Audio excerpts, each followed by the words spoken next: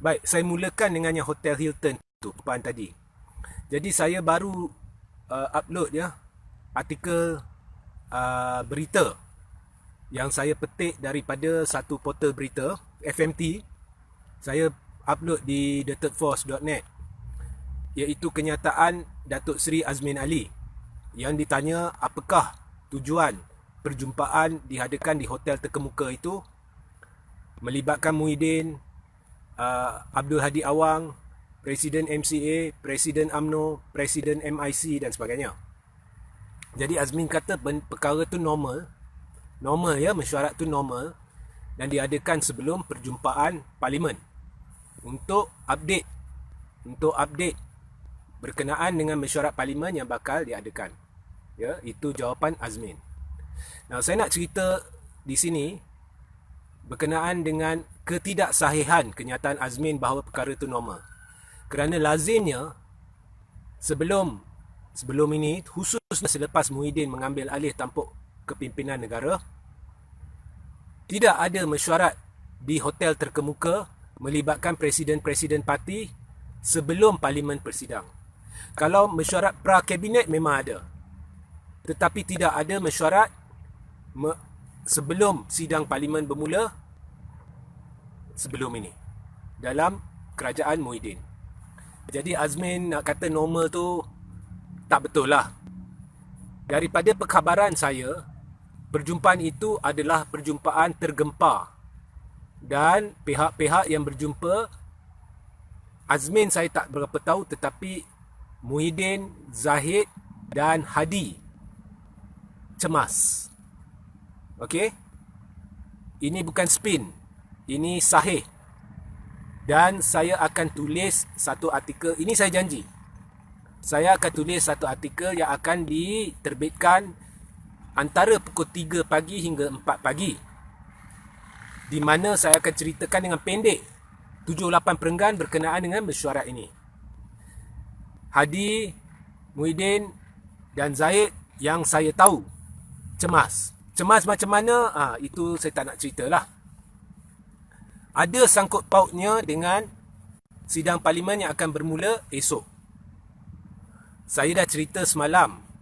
Oleh sebab satu-satunya cara untuk elak ahli-ahli parlimen menggunakan Belanjawan 2021 sebagai satu alat politik untuk membuat undi tidak percaya terhadap Muhyiddin, Muhyiddin perlu mengadakan usul tidak percaya sebagai agenda utama apabila parlimen bersidang. Dah hujan dah ni. Okey? Tak apa. Untuk anda saya duduk sini asalkan hujan tak lebat. Ya. Jadi perlu jadikan usul tidak percaya agenda utama.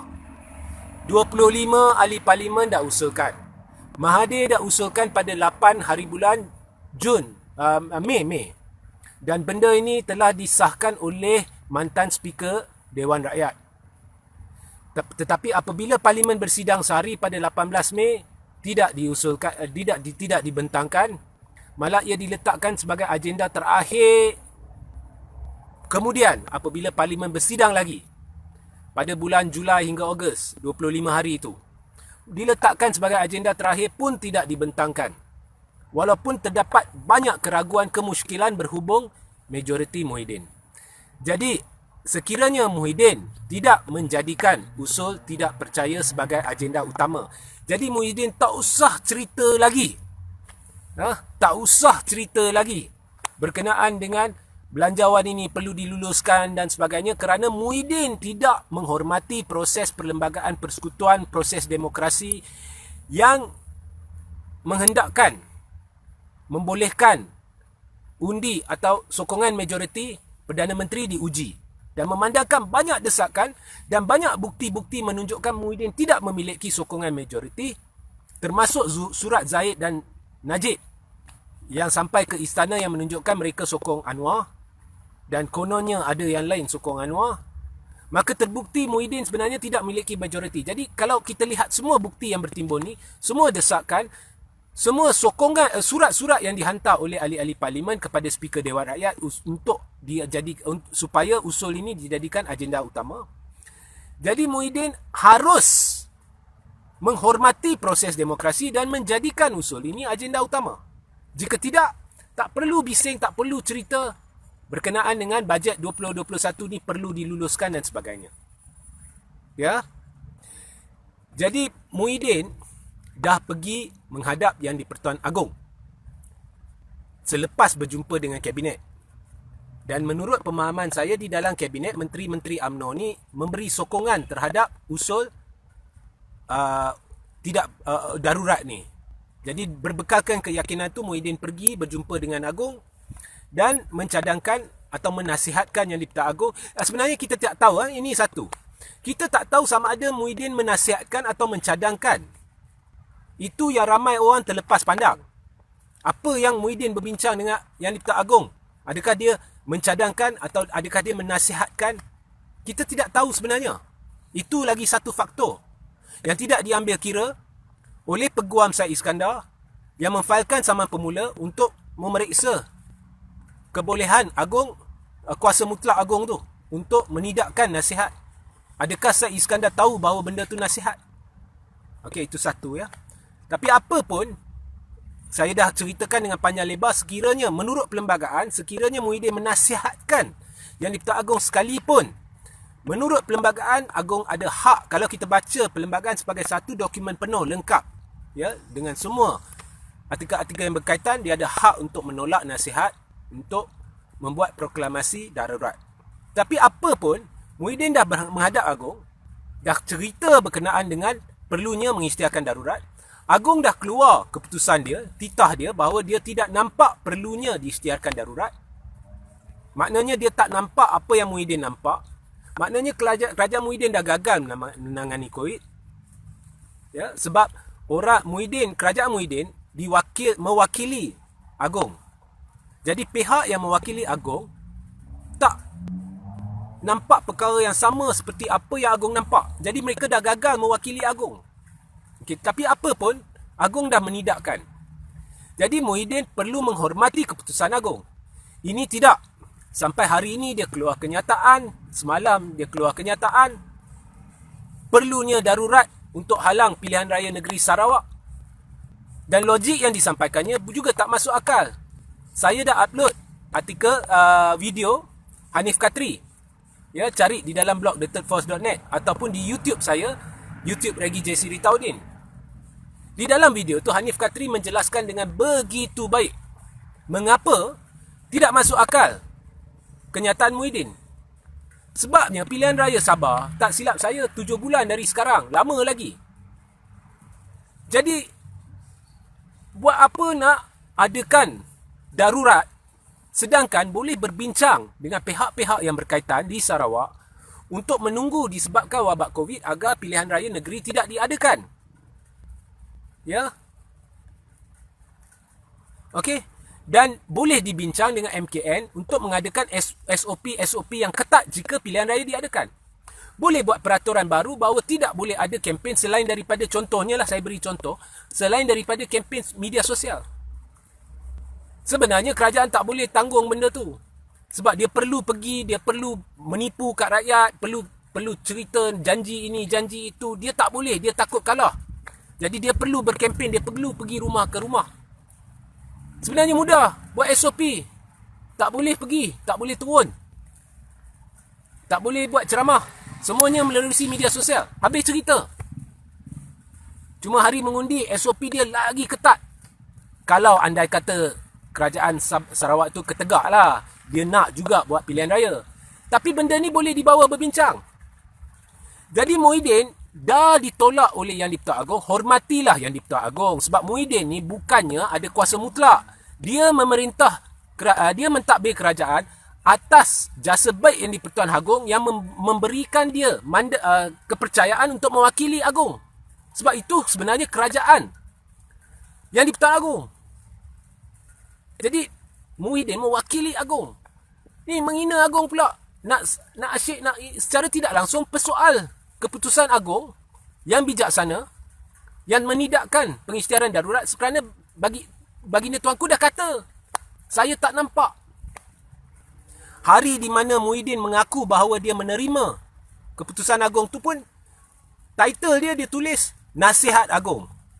Kepala otak Nasihat Agung itu titah Agung. Itu titah Agung. Walaupun Muhyiddin tulis pendapat Agung. Kurang ajar.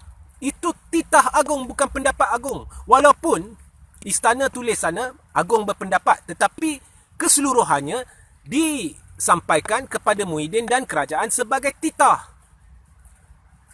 Pendapat Agung itu proses masa Agung nak memutuskan sama ada perlu atau tidak darurat, tetapi akhirnya keseluruhan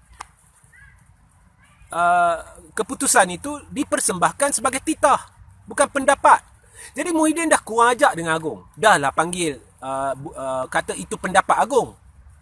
Kemudian pula timbulkan lagi perlunya darurat kesihatan dengan logik yang tak masuk akal. Pilihan Dewan Undangan Negeri Sarawak masih ada 7 bulan lagi syarat dia sebelum perlu dibubarkan. Jadi penghinaan demi penghinaan oleh Agung. Apabila salah seorang pemimpin tinggi dalam PPBM, iaitu Rais Yatim, menghina Agung, mencabar Agung, keputusan Agung, Muhyiddin senyap. Jadi timbullah syak Syed Iskandar tu peguam yang dikerah oleh Muhyiddin. Syak, timbul syak. Sebab itulah saya buat laporan polis malam. Faham? So Muhyiddin nampak sangat tak berpuas hati. Dan menurut laporan, dia menyelar UMNO selepas tu, pemimpin menteri-menteri UMNO menyelar, panggil mereka dalam mesyuarat, menyelar mereka, mengapa korang setuju dengan keputusan Agung? Itu lagi biadab. Benda tu terbongkar.